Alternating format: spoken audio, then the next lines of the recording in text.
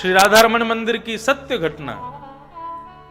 गोसाई जी ने भोग रखा और भोग रखने के बाद गोसाई जी पर्दा करके बाहर चले गए। अब समय होता है कि इतनी देर तक भोग रखा जाता है। हम भी अपने घर के ठाकुरों की जब सेवा करें तो भोग रखते समय एक समय ठाकुर जी को बता दिया जाए कि हम 40 मिनट भोग रखेंगे या आधा घंटा भोग रखेंगे। एक बस वहां थाली में आप लोग कथा सुने, विराजे। बस जय।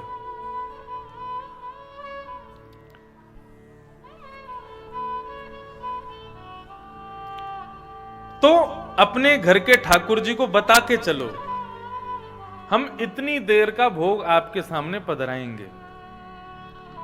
तो ठाकुर जी अपने ग्वाल वालों को बता देते हैं, भाई इतनी देर का भोग आएगा, इतनी देर बाद वो लेने आ जाएगा, इससे पहले पहले आके सब पापू के चले जाओ। तो राधा रमन आदि बड़े मंदिरों में नियम है कि इतनी देर भोग ठाकुर जी के आगे रखा जाता है। तो गोसाई जी ने भोग रखा। अब भोग रखने के बाद गोसाई जी बाहर आ गए, किसी से बातचीत करने लगे। अब अचानक क्या हुआ, गोसाई जी को ध्यान नहीं रहा, समय अभी पूरा हुआ नहीं था। उससे पहले बिना घंटी बजाए, बिना ताली बजाए, घंटी ताली क्यों बजाते हैं? ठाकुर जी अगर आप अव्यवस्थित हो, अगर आप अपनी स्वेच्छा से इधर उधर कहीं बैठे हो तो हम ताली बजाते हैं, अब जल्दी हम आ रहे हैं अंदर, आप बैठ जाओ आके। तो एक बार गोसाई जी ने क्या किया, वो भूल गए कि समय अभी पूरा नहीं हुआ था, और किसी गोसाई से बात करते करते अचानक उनको लगा कि शायद समय हो गया, और सीधे बिना ताली बजाए और पर्दा खोल के जैसे ही भीतर घुसे तो क्या पाया, श्री राधा रमन जी के होठ के पास में खीर टपक रही है, जबकि खीर रखी दूर है और वो यहां पर लगी हुई है। इसका मतलब क्या हुआ कि हमने ठाकुर जी को संकेत नहीं दिया आने का, उससे पहले ठाकुर जी खीर खा रहे होंगे, तभी देखा कि अरे आ गया, तो तुरंत विराजमान हो गए। ऐसी कितनी लीलाएं। नाथ द्वार में, नाथ द्वार कितने लोग गए दर्शन करने? हाथ ऊपर करके बताओ जरा। आप लोग तो हमारी कथा में ही गए थे, वो पीछे वाले भी शायद कथा में आए थे। श्रीनाथ जी, नाथ द्वार मंदिर में श्रीनाथ जी के ठीक बगल में एक और मंदिर है, वो नवनीत प्रिया जी का। इतने से ठाकुर जी हैं, केवल इतने बड़े ठाकुर जी। महाराज वो ठाकुर जी हैं छोटे से, लेकिन उन्होंने पूरे विश्व भ्रमण किया 2 बार। श्रीमद वल्लभाचार्य जी के सेवित ठाकुर जी हैं वो नवनीत प्रिया जी। श्रीनाथ जी से भी पुराने हैं। अब श्रीनाथ जी तो विशाल स्वरूप है, नवनीत प्रिया जी छोटे से हैं। तो कहीं नवनीत प्रिया जी को कहीं बुरा नहीं लग जाए कि भाई उनकी सेवा अच्छे से होती है, इसलिए जो भी श्रीनाथ जी को देते हैं उसका दुगना नवनीत प्रिया जी को देते हैं। जैसे वहां 10 रोटी आती हैं तो नवनीत प्रिया जी को 20 रोटी आती हैं, कि कहीं बुरा नहीं मान जाएं कि हम छोटे हैं, हमसे ऐसा करते हैं। और भोग का तो नियम ऐसा है कि श्रीनाथ जी का भोग तो वहीं आता है मंदिर में, नवनीत प्रिया जी अपने सिंहासन के संग जाते हैं, रसोई घर में वहीं बैठ के पाते हैं। छोटे लाला है। अब ठाकुर जी की भोग की भी बड़ी विधा है। सबसे आगे मीठी वस्तु रखनी चाहिए। थाली भी अगर लगावे ठाकुर जी की तो मीठी सामग्री ठाकुर जी की तरफ होनी चाहिए। वो पहले मीठा खाते हैं, फिर उसके बाद कुछ नमकीन खाते हैं, फिर रोटी खाते हैं, फिर साग खाते हैं, फिर सब्जी, ऐसे पूरी क्रम है वो सब। अब ज्यादा नियम वाला नहीं, अपनी सहजता से करो सेवा। तो नवनीत प्रिया जी रोज जाते रसोई घर में भोग लगाने। एक दिन नवनीत प्रिया जी का भोग लगाने के लिए उनको रसोई घर में ले गए। तो उस दिन क्या हुआ कि गलती से रसोईया ने सीरा हलवा वो थोड़ा पीछे रख दिया और किवाड़ आदि बंद करके सब चले गए। भोग सब रखा था आगे। थोड़ी देर बाद जब भोग का समय पूरा हुआ, सब अंदर गए। अंदर जाकर के जब गेट खोल करके देखा तो सामने सिंहासन पर लाल जी है ही नहीं। अब वो सब जगह खोजे, छोटे से ठाकुर जी कहां चले गए? सब जगह खोजा, ठाकुर जी नहीं मिले। तो फिर गोसाई जी ने कहा ऐसा तो नहीं कि सब्जी साग सब्जी में कहीं गिर गए हों भीतर, छानो। तो सारे पेय जितनी भी सब्जियां थी सबको छानना शुरू किया। तो सबसे आगे कड़ी रखी थी, कड़ी को जैसे ही छाना तो कड़ी में ठाकुर जी मिल गए। तो पुजारी जी ने ऐसा भाव रखा, ठाकुर जी आपको कड़ी इतनी बढ़िया लगी कि आप उसमें कूदे ही गए, चलो आज से तो रोज कड़ी का भोग लगेगा, अब तुम्हारा डेली कड़ी का भोग। इतनी बढ़िया लगी ठाकुर जी कूद गए कड़ी में। 3-4 दिन बाद ठाकुर जी सपने में प्रकट हो गए और पुजारी जी के सामने रोने लगे। पुजारी जी बोले, ठाकुर जी आप रुदन क्यों कर रहे हैं लाल जी, हमसे कोई अपराध हो गया? बोले, मैं रोज आए माए रहूं कि तुम रोज मुंह को कड़ी खवाए रहे हो। अरे वादना आप कड़ी में कूद गए तो हमें लगी कड़ी बढ़िया लगती होगी हमारे, हम रोज कड़ी खवा रहे हैं। बोले, कड़ी बढ़िया लगी हमारे, थोड़ी कूदो में। बोले, काहे को कूदे? अरे मैं तो हलवा खावे जा रहा हूं, वो दूर रखो, तो बीच में कड़ी आ गई तो वह कड़ी में गिर गो। ओहो महाराज, दूसरे दिन फिर से हलवा बनाया, ठाकुर जी के सामने पधराया, प्रेम से ठाकुर जी ने पाया। तो महाराज लाल जी सेवा करो ना तो आज भी अनुभव प्रदान करते हैं। उसमें थोड़ा सा बस हम पवित्रता का ध्यान रखें। और जो भगवान का दूसरा रूप है चैतन्य, जिस प्रकार मुझे कोई मारे तो मुझे लगती है, सर्दी होती है तो मुझे अनुभव होता है, गर्मी होती है तो मेरे शरीर को पता चलता है, क्यों? क्योंकि मैं चैतन्य हूं।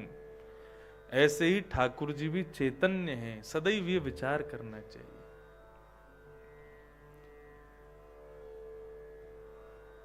तो मैं बता रहा था, एक व्यक्ति रोज गोपाल जी की सेवा करता था, लेकिन बेचारा ज्यादा धनवान नहीं था। उसका एक मित्र मिला, मित्र ने कहा, भाई तू इतने दिन से ठाकुर जी की सेवा कर रहा है लेकिन ठाकुर जी तेरे ऊपर कृपा करते नहीं है। बोले, क्यों? बोले, देख मैं शंकर जी की आराधना करता हूं, पूजा करता हूं, मैं करोड़ों का टर्नओवर करता हूं, और तू गोपाल जी की सेवा करता है, आराधना करता है, आज तक वैसी ही स्थिति बनी हुई है तेरी, कोई बदलाव नहीं। उसने कहा, क्या करूं बताओ? बोले, तू एक काम कर, तू भी शंकर जी की सेवा शुरू कर दे। किसी व्यक्ति की बात मान करके, और महाराज गोपाल जी को तो दूर टेबल पर रख दिया, शंकर जी लाके उनकी सेवा करनी शुरू कर दी उसने। दूसरे दिन से महाराज त्रिपुंड लगा के और बढ़िया रुद्राष्टाध्यायी से अभिषेक करे और शंकर जी की पूजा शुरू। अगरबत्ती आदि उसने जलाई, आंख बंद करके ओम नमः शिवाय का जाप करने लगा। जैसे ही आंख खोल करके देखा शंकर जी बैठे हैं, त्रिपुंड लगा के बढ़िया आनंद से सेवा चल रही है, लेकिन अगरबत्ती का जो धुआं है वो उड़ करके वहां जा रहा है जहां गोपाल जी बैठे। गोपाल जी के पास अगरबत्ती का धुआं जा रहा था तो वो उठ करके गया और गोपाल जी से जाके कहने लगा, इतने वर्षों से तुम्हारी सेवा कर रहा हूं, कभी मेरी सेवा से खुश हुए नहीं, और आज दूसरे देवता की सेवा शुरू कर दी तो उसकी अगरबत्ती की खुशबू भी खुद लिए जा रहे हो, चलो उठो यहां से, अलमारी में बैठो। तो जैसे ही ठाकुर जी को पकड़ा उसने, ठाकुर जी प्रकट हो गए और उसका हाथ पकड़ लिया। बोले, मैं यहीं बैठूंगा, कहीं ना जाऊंगा। व्यक्ति ने ठाकुर जी से कहा, आज शंकर जी की सेवा हुई तो आप प्रकट कैसे हो गए? इतने वर्षों से मैं सेवा कर रहा था, प्रकट नहीं हुए, आज शंकर जी की सेवा से प्रकट हो गए। इसका मतलब तो व्यक्ति को शंकर जी की सेवा करनी चाहिए। भगवान बोले, देख सब देवता मेरे ही अंग हैं, किसी की भी सेवा करो, मैं मूर्ति नहीं हूं, मैं चैतन्य हूं। ये भाव तुम्हारे मन में आया और तुम आकर के मुझसे बात करने लगे, तुमने मुझे चैतन्य समझ के बात की तो मैं चैतन्य बन के प्रकट हो गया। मैं चैतन्य ही हूं। तो ठाकुर जी का दूसरा रूप है चैतन्य। पहला रूप सत्य, दूसरा चैतन्य, और तीसरा आनंद परमानंद। ठाकुर जी का स्वरूप है आनंद। ये कथा मुक्तसर में भी हो सकती थी, लेकिन इस कथा को वृंदावन में कराने का क्या औचित्य? मुक्तसर या जहां भी आपके घर निवास आदि बने हैं वहां कथा होती, वहां पर भी संभव था, बल्कि इससे ज्यादा लोग आ जाते पंजाब से, हमारे भी प्रेमी नेमी आ जाते पंजाब के। लेकिन वृंदावन में कथा कराने का तात्पर्य क्या है? कि भाई पंजाब में कथा कराएंगे सब बढ़िया रहेगा, लेकिन वृंदावन में कथा हो गई ना तो वृंदावन में कथा में आनंद थोड़ा सा बढ़ जाएगा। थोड़ा सा स्थान की महिमा अलग होती है ना, थोड़ा सा आनंद और ज्यादा आएगा, इसलिए वृंदावन में कथा हो रही है। तो ये आनंद जो है, सुख में और आनंद में अंतर होता है। सुख और आनंद एक बात नहीं होती। हमारे शरीर को व्यवस्था जब मिलती है, अरेंजमेंट्स सारे हमारे शरीर के अनुकूल होते हैं, तब जब हमको खुशी होती है उसको हम सुख कहते हैं। लेकिन हमारे शरीर के लायक कोई व्यवस्था नहीं है और उस अव्यवस्था में भी हमारा मन प्रसन्न है, उसको आनंद कहते हैं। समझ में आ रही है बात? सबसे बड़ी अव्यवस्था तो यही है, 4 घंटे किसी और को सुनना। भगवान गीता में अर्जुन को कहते हैं सबसे कठिन 2 काम संसार के कौन कौन से? बोले पहला कठिन काम है पढ़ना, स्वयं पढ़ना। किसी के द्वारा पढ़ाए जाना इतना कठिन नहीं होता, लेकिन स्वयं अध्ययन करना बहुत कठिन होता है। और दूसरा कठिन काम क्या है? बोले स्वयं शांत रह करके बहुत देर तक किसी और को सुनना, ये भी बहुत कठिन। तो ये कठिन काम है, क्योंकि आज के समय में मानव सुनना कम चाहता, सुनाना ज्यादा चाहता है। मेरी सुनो, मैं जो कह रहा हूं वो सुनो, सुनना हम कम चाहते हैं। तो ये बहुत कठिन है। 4 घंटे तक किसी एक व्यक्ति को एक चित्त एक आसन पर बैठ करके सुनना, ये कठिन है, लेकिन फिर भी आप सुन रहे हैं। क्यों? सुख नहीं मिल रहा है, आनंद की प्राप्ति हो रही है। दिल्ली का कुतुब मीनार, आगरा का ताजमहल, व्यक्ति एक बार देख ले तो फिर महाराज सालों तक नहीं जाता। कोई उससे कह दे कि भाई ताजमहल देखना चलो, तो आप कह दो कि हाँ 3-4 साल पहले देखा था भैया, हो गई तृप्ति, मन प्रसन्न है हमारा, अब ज्यादा इच्छा नहीं है दर्शन करने की। ताजमहल, कुतुब मीनार आदि देखने की, बस एक बार देख लिया हो गया। लेकिन कोई कहे राधा रमन जी चलो, बिहारी जी दर्शन करने चलो, तो आप ये थोड़ी कहोगे 3 साल पहले गए थे, 4 साल पहले गए थे। जितनी बार आपको ले जाया जाए उतनी बार जाने को तैयार हो। क्यों? क्योंकि ठाकुर जी का दर्शन सुख नहीं देता, आनंद प्रदान करता है। अभी कथा हो रही है, कार्तिक मास चल रहा है, कहां? वृंदावन में। अगली साल कथा होगी द्वारिका में। मुक्तसर वाले हमारे कहें आप लोगों से चलो उस कथा में भी चलो, तो आप ये थोड़ी कहोगे 6 महीना पहले तो सुनी थी। ऐसे थोड़ी मन में भाव आएगा, आप तुरंत कहेंगे हाँ भाई चलो। क्यों? क्योंकि कथा सुख नहीं देती, कथा आनंद देती है। ये आनंद प्रदायिनी है। तो भगवान के 3 रूप, सत्य, चित्त और आनंद। ऐसे 3 भगवान के कर्म हैं। विश्वोत्पत्त्यादि हेतवे, विश्व की उत्पत्ति करना, पालन करना और विश्व का संहार करना, और तापत्रय विनाशाय, मानव कल्याण के लिए साधन ढूंढ रहे हैं कि मानवों का कल्याण कैसे हो। यज्ञ करने के लिए बैठे थे, तभी वहां पर सूत जी महाराज का आगमन हुआ। एक विशेष बुद्धिमान व्यक्ति को आते देख सौनकादि ऋषियों ने सूत जी से प्रश्न किया, मानव कल्याण का साधन क्या है? वे प्रश्न कर रहे हैं, हे प्रभु, श्रेयसाम यद भवेत् श्रेय पावनानाम च पावनम कृष्ण प्राप्ति करम सस्वत साधनम तद वदाधुना। इस घनघोर कलिकाल में मानव को भगवत प्राप्ति कैसे हो? यहां मानव धन कमाने से, अन्यत्र कार्य करने से फुर्सत नहीं पा पाएगा, वो मानव भगवान की प्राप्ति कैसे करेगा? आप हमें बताइए।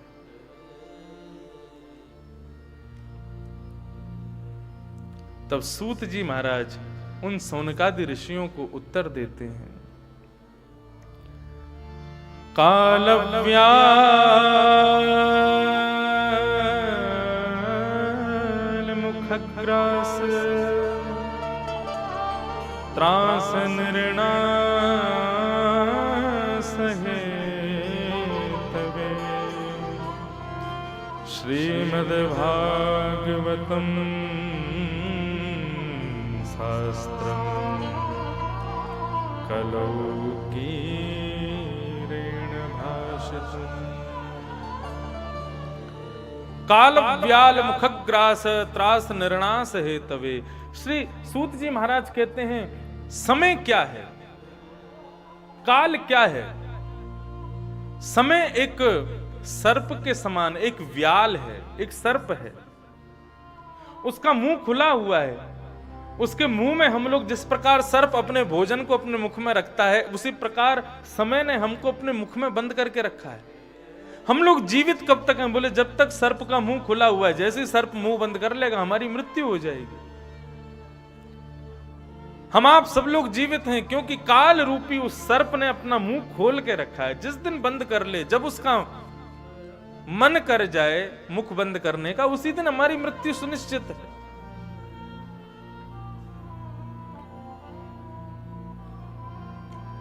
मुख में पहुंचे हैं, मरेंगे तो जरूर। मृत्यु तो निश्चित है, मृत्यु से नहीं बच पाएंगे हम लोग। तो फिर क्या करें? बोले व्यक्ति मृत्यु से नहीं बच सकता, लेकिन मृत्यु के भय से बच सकता है। हम लोग मरने से ज्यादा मरने का भय हमको बहुत सताता है, मृत्यु का भय हमको बहुत सताता है। श्री सूत जी महाराज कहते हैं श्रीमद्भागवतम शास्त्रम कलौ कीरेण भाषितम्। यदि भागवत की सन्निधि कोई व्यक्ति ले ले तो वो व्यक्ति, ऐसा नहीं है कि उसकी मृत्यु नहीं होगी, मृत्यु तो होगी, लेकिन फिर वो मरने से डरेगा नहीं। हम लोग मृत्यु से डरते क्यों हैं? क्योंकि हमको लगता है मृत्यु के बाद पता नहीं मानव के साथ क्या होता होगा, वो कहां जाता होगा, वो अपने परिवार से दूर कैसे दुनिया में रहता होगा, क्या होता होगा। ये एक इमेजिन ना करने की वजह से हमको डर लगा रहता है कि मृत्यु कैसी होगी। लेकिन श्रीमद् भागवत का आश्रय जब व्यक्ति ले लेता है तो उसको समझ आता है कि मृत्यु साधारण नहीं है। मृत्यु हमारे प्रियतम का बुलावा है। मृत्यु हमारे ठाकुर जी का आगंतुक संदेश है। उसको जाने से, उसको पाने से व्यक्ति भयभीत नहीं होगा, तैयार रहेगा कि मैं तैयार हूं, कभी भी आ जाए, जाने को तैयार बैठा हूं। यह मृत्यु का स्वरूप है। श्रीमद् भागवत हमारे हृदय से मृत्यु का भय दूर करती है। भैया इस कलिकाल में भगवत प्राप्ति का केवल एक ही साधन है, श्रीमद् भागवत की कथा। यदि पूर्ण हृदय से, पूर्ण मन से, पूर्ण योग से इस भागवत का सानिध्य ले लिया जाए तो भगवत प्राप्ति निश्चित हो जाएगी।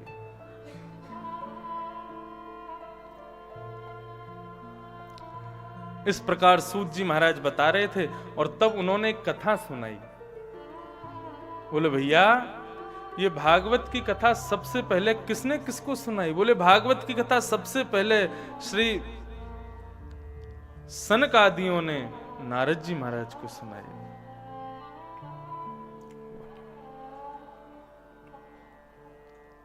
सनक आदियों ने श्री नारद जी को सुनाई।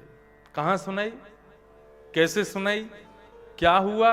क्योंकि नारद जी को तो श्राप लगा, एक जगह ज्यादा दिन तक बैठ नहीं सकते। 7 दिन बैठ के उन्होंने कथा सुन कैसे ली, हमें बताइए। तब वे पूरी कथा सुनाते हुए कहते हैं, एक बार नारद जी महाराज बद्रीनाथ गए तो बद्रीनाथ में सनकादि ऋषियों ने नारद जी महाराज के मुखमंडल को देख के कहा, कथम ब्रह्मंदीन मुखम कुतश्चिंतातुरो भवान। हे नारद जी, आप दुखी क्यों हो? आपके मुख पे इतनी चिंता क्यों दिख रही है? कई व्यक्ति होते हैं उनका चेहरा ही बता देता है कि वो कैसे हैं। और कई व्यक्ति ऐसे होते हैं उनका चेहरा चाहे सुख हो दुख हो एक सही रहता है। किसी से कहो रो क्यों रहे, बोले रो नहीं रहा, मेरा मुंह ही ऐसा है। लेकिन कई बार कई लोग ऐसे होते हैं सदैव प्रसन्न चित्त रहते हैं, लेकिन उनके मुखमंडल को देख करके पता चल जाता है कि कोई चिंता में हो, दुखी हो, मन में कुछ चल रहा है, कुछ सोच रहे हो। नारद जी महाराज के मुखमंडल को देख करके सनकादि ऋषियों ने पूछा कि हे नारद, क्या हुआ, दुखी क्यों हो? तब नारद जी महाराज ने कहा, भैया हमारे देवलोक में पृथ्वी की इतनी प्रशंसा गाई जाती है, इतनी प्रशंसा की जाती है,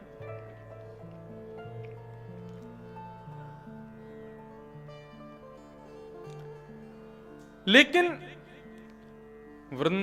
हम पूरी पृथ्वी में हमने भ्रमण कर लिया, सब जगह हम घूम लिए, हमारे मन को शांति नहीं मिली। पृथ्वी के बारे में जैसा सुना था पृथ्वी वैसी है नहीं। पृथ्वी के बारे में सब कुछ बताया गया। अहम तुम पृथ्वीम यातो ज्ञात्वा सर्वोत्तमामिति पुष्करम च प्रयागम च काशीम गोदावरीम तथा हरिक्षेत्रे कुरुक्षेत्रे श्रीरंगम सेतु बंधनम, सब जगह घूमा मैं, लेकिन मेरे मन को शांति नहीं मिली। क्यों शांति नहीं मिली? बोले पृथ्वी में सबसे बड़ा दुर्गुण है सत्यम नास्ति, मानव सत्य नहीं बोलता। नारद जी महाराज कह रहे हैं। दूसरी बात, व्यक्ति पृथ्वी पर तप नहीं करता, तप मतलब परिश्रम नहीं करता। आजकल लोगों की स्थिति ऐसी हो गई है कि वर्क फ्रॉम होम शुरू हुआ कोविड के समय पर, अब धीरे धीरे कोरोना काल जा रहा है तो सारे ऑफिसेस, सारे स्कूल, कॉलेजेस सब चाह रहे हैं कि भाई अब हमारे जो लोग हैं, हमारे स्टूडेंट्स हैं, वो वापस आना शुरू करें। लेकिन वर्कर्स का मन ही नहीं है कि हम जावें। बोले भाई 2 साल हम घर बैठ के भी तो काम कर रहे थे, काम हो तो रहा था, अब जरूरी है जाना वहां पर? हम श्रम नहीं करना चाहते। बच्चे इतने प्रसन्न हैं, क्यों? बोले स्कूल नहीं जाना पड़ता, घर से ही सब हो जाता है।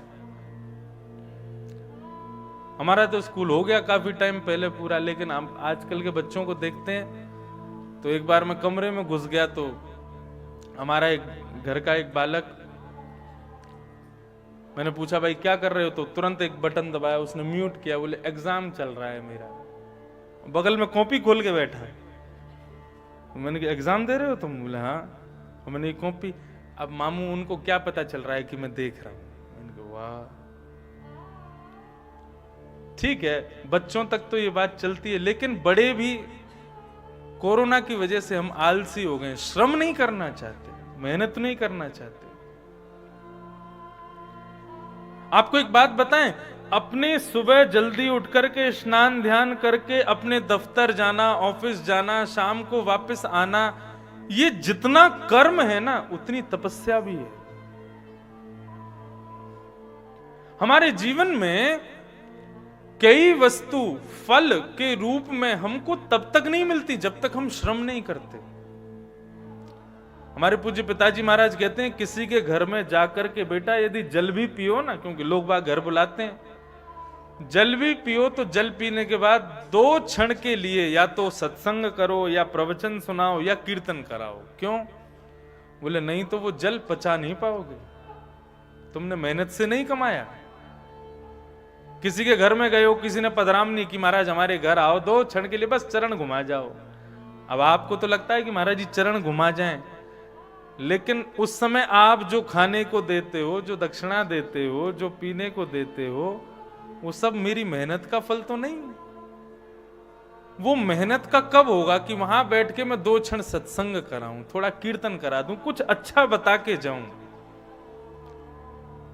श्रमित होते ही उसको मैं पचा सकूंगा। श्रम इतना जरूरी है जीवन में। नारद जी महाराज कहते हैं, कलिकाल में लोग श्रम नहीं करते, सत्यम नास्ति, सत्य नहीं बोलते, तप नहीं करते, श्रम नहीं करते, और क्या है, बोले शौचम, पवित्रता नहीं है। हम लोग स्वच्छता का तो ध्यान रखते हैं, स्वच्छ भारत अभियान, स्वच्छता का ध्यान रखते हैं, लेकिन पवित्रता का ध्यान नहीं रखते। अमेरिका आदि देशों में स्वच्छता का ध्यान रखेंगे लेकिन पवित्रता का ध्यान नहीं रखते। पूज्य पिताजी महाराज कभी कभी बताते हैं अपनी कथा में, एक बार कथा करने के बाद रात्रि में किसी के घर गए भोजन के लिए, तो उनकी बेटी आई थी लेने के लिए, तो वो गाड़ी चला रही थी। पिताजी उससे बात कर रहे थे, बेटा क्या करते हो? बोले कि मैं इंजीनियर हूं। अच्छा, ऑफिस जाती हो? बोले हाँ। कितने बजे जाती हो? बोले सुबह 7 बजे। अच्छा, उठती कितने बजे हो? बोले 6:30 बजे। बोले बेटा 6:30 बजे उठ के तुम 7 बजे ऑफिस चली जाती हो? बोले हाँ, 15 मिनट का रास्ता है मेरे घर से। तो 15 मिनट का रास्ता, 6:30 बजे उठ के तुम 6:45 बजे निकलती हो और 7 बजे इतनी जल्दी स्नान ध्यान? बोले नहीं, नहाना तो रात में नहा के सोती हूं मैं। सुबह उठ के बस हेयर कॉम किए, कोट पहना, एक हाथ में ब्रेड लिया, एक हाथ में कॉफी ली, ड्राइव करती हुई खाती पीती चली जाती। स्वच्छता तो है विदेशों में, लेकिन पवित्रता नहीं है। वहां कहीं भोजन करने के लिए जावे किसी के घर पे, तो भारत में क्या होता है, जो लोग अब विदेश के लोग सुन रहे होंगे तो वो कहेंगे, बोले अच्छा महाराज जी हमारी बुराई करते हैं वहां की कथा में। लेकिन वहां के लोग क्या करते हैं, भोजन करने के लिए घर बुलाएंगे। भारत में क्या होता है कि महाराज जी आदि सब आए, भाई ब्राह्मण लोग आए, पहले उनको पवा दो, उनको पवा के फिर वो जब चले जाएंगे उसके बाद हम लोग पाएंगे। ये ऐसा ही होता है ना। विदेश में क्या करते हैं, टेबल पे ही सारी सब्जियां लगा देंगे, महाराज जी भी बैठ जाओ और जिसने बुलाया वो भी बैठ जाते हैं। और वो क्या करेंगे, खाते जाएंगे, और महाराज जी की रोटी खत्म हो गई तो अपने झूठे हाथ से रोटी उठा के महाराज जी की प्लेट में ले आओ।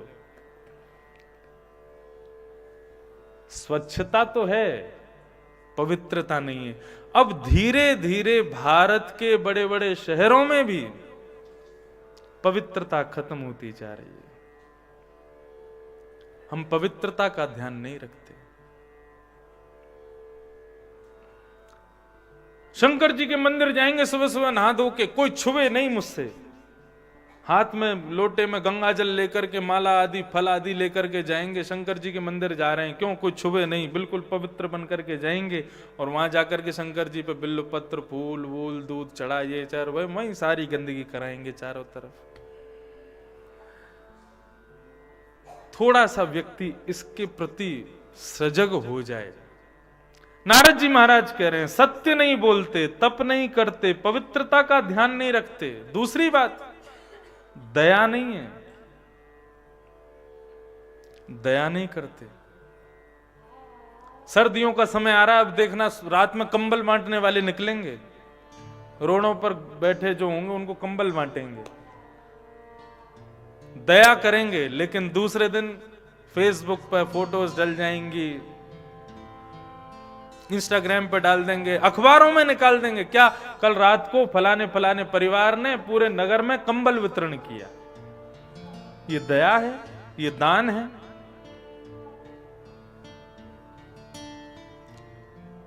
शास्त्र आज्ञा करते हैं जब मानव दान करता है, तो एक बात बड़ी प्रसिद्ध है ना कि हमने सीधे हाथ से दान किया, उल्टे हाथ को पता भी ना चले, ऐसा कहते हैं।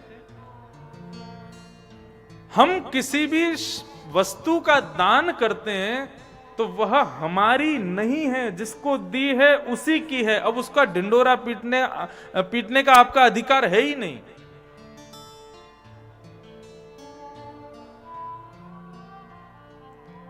व्यक्ति अपने शरीर से कितने मैल निकालता है, लेकिन उसको अपना नहीं मानता, उसको स्वीकार नहीं करता।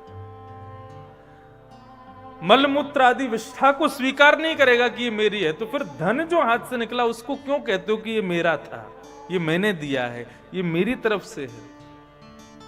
ये दान का स्वरूप नहीं है। दया दानम न विद्यते, नारद जी महाराज कह रहे हैं। उदर भरिणो जीवा, केवल एक चीज चाहते हैं, बोले क्या? हम वो करें जिससे हमारा पेट पले, बस चाहे काम कितना भी नीचा हो, कितना भी बुरा हो, कैसा भी हो, करने को तैयार हैं, लेकिन वो ऐसा होना चाहिए जिससे हमारा पेट भरा रहे। बराका कूट भाषण। बहुत सारे अवगुण बताए नारद जी ने। बोले कि महाराज मैं तो जाकर के देखा, पृथ्वी के लोगों को देख करके मेरा तो मन बड़ा दुखी हो गया। सब जगह भ्रमण करता करता जब मैं वृंदावन पहुंचा तब मैंने एक आश्चर्य देखा। बोले क्या आश्चर्य देखा? बोले यमुना के पुलिन पर एक अति सुंदर युवती बैठी है, उसकी गोद में 2 वृद्ध लेटे हैं, असंख्य नर नारी उसकी सेवा कर रहे हैं। मैं जैसे ही वहां से निकलने लगा, वो सुंदर सी कन्या रुदन कर रही थी, तभी वो मुझे बुलाती है, भो भो साधो क्षणम तिष्ठत मच्चिंता मपिनाशय। ए साधु रुक जाओ, मेरी चिंता दूर करो। मैंने उस बालिका से पूछा कि बेटी तू रो क्यों रही है, तू कौन है, और तेरी गोद में ये 2 वृद्ध लेटे ये कौन है?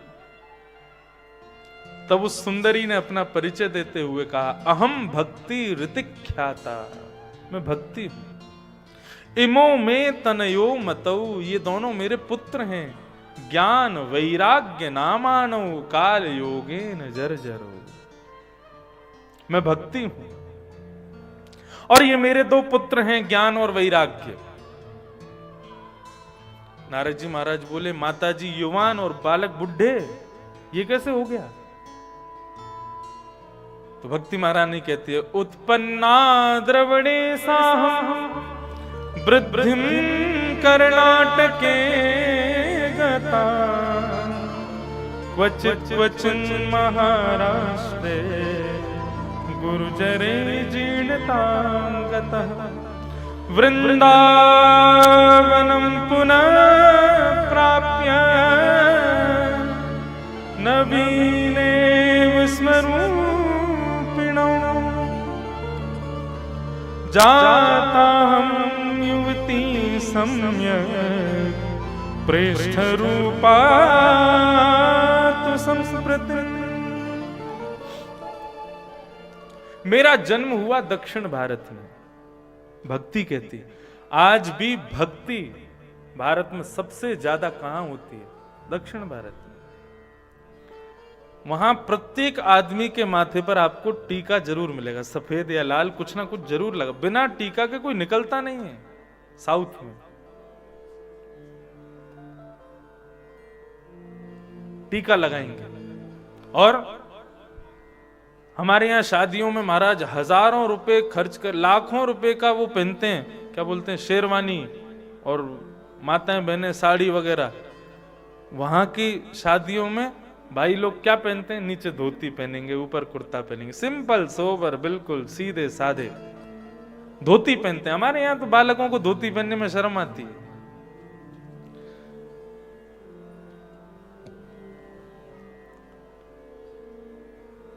धोती बहुत सुंदर लगती है जब कोई युवान पहनता है, कोई युवा पहनता है। वो जितना सुंदर है, वो जितना उसका स्वरूप अच्छा है, उससे 4 गुना ज्यादा अच्छा लगता है जब वो धोती पहन लेता है।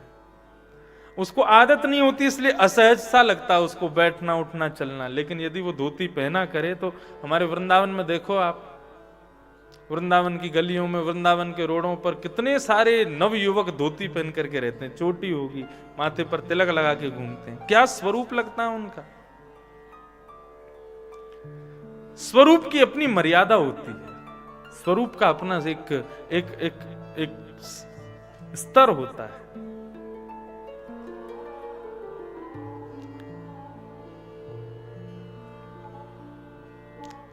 दक्षिण भारत में भक्ति का जन्म हुआ है। उत्पन्ना द्रविड़ेशाहम वृद्धिम कर्नाटके गताम, मैं थोड़ी बहुत बड़ी हुई कहां? बोले कर्नाटक में। क्वचित क्वचिन महाराष्ट्र, कुछ कुछ महाराष्ट्र में भी मैं रही हूं। लेकिन गुर्जरे जीर्णताम गतः, मैं गुजरात जाकर के जीर्ण हो गई। अब जीर्ण शब्द का मतलब होता है बुढ़ा, वृद्ध हो गई। लेकिन गुजरात आप जाओ, वहां पर भक्ति जीर्ण नहीं है, वहां के लोग भी खूब भक्ति करते हैं। तो जीर्ण का अर्थ करते हुए कई विद्वानों ने कहा जीर्ण का अर्थ है परिपक्व हो गई। अनुभवी हो गई गुजरात में जाके। लेकिन भक्ति महारानी कहती है वृंदावनम पुनः प्राप्य नवीन स्वरूपणी। लेकिन जैसे ही मैं वृंदावन आई, यहां आते ही मैं बिल्कुल युवान हो गई। क्यों? यहां के लोगों में भक्ति कूट कूट के भरी गई। लेकिन मेरे बालक अब भी वृद्ध हैं। क्यों? लोगों में भक्ति तो है, लेकिन ज्ञान और वैराग्य इनकी कमी है। मेरे बालक अब भी वृद्ध हैं। हे साधु, हे नारद जी महाराज, मेरे बालकों को आप युवान बनाने का कोई उपाय ढूंढिए, और यदि ऐसा नहीं हुआ तो विदेशम गम्यते मया, मैं विदेश चली जाऊंगी। नारद जी महाराज बोले नहीं नहीं, ऐसा नहीं बोलते, विदेश नहीं जाना है, मैं उपाय ढूंढूंगा ना। ये क्यों हुआ? बोले कलयुग की वजह से हुआ है। आप कलयुग को मार क्यों नहीं देते? बोले कलयुग को मार नहीं सकते। कलयुग में भले ही हजारों दुर्गुण हो, लेकिन एक बहुत बड़ा सद्गुण है कलयुग में। हम जिस युग में रहते हैं, इस कलयुग का सबसे बड़ा सद्गुण क्या है? अन्यत्र जितने भी युग हैं उनमें भगवत नाम संकीर्तन से भगवान की प्राप्ति नहीं होती, लेकिन इस कलिकाल में भगवान का स्मरण करने मात्र से उनकी प्राप्ति। अब जैसे कि मैं केवल कह दूं बांके बिहारी लाल, तो बांके बिहारी शब्द सुनते ही आपके हृदय पटल पर बिहारी जी का स्वरूप प्रकट हो गया कि नहीं हुआ? तुरंत हो गया। मैं कह दूं द्वारिकाधीश प्रभु, तो द्वारिकाधीश का नाम लेते ही शंख चक्र गदा पद्मधारी द्वारिकाधीश प्रकट हो जाते हैं। मैं कह दूं गोवर्धन नाथ श्रीनाथ जी, तो जैसे ही श्रीनाथ जी का नाम लिया, उर्द बाहु लेकर के ठाकुर जी तुरंत हृदय में एक चित्र बनाते हैं। ये गुण और किसी युग में नहीं है, जो गुण केवल कलयुग में है। यत् फलम नास्ति तपसा ना योगेन समाधिना तत्फलम लभते सम्यक कलौ केशव कीर्तनात्। कलयुग में केशव के कीर्तन का एक अद्भुत प्रभाव है। अरे भक्ति महारानी, तुम चिंता मत करो, ब्रज के नंद लाला का स्मरण करो, तुम्हारे सारे दुख दूर हो जाएंगे।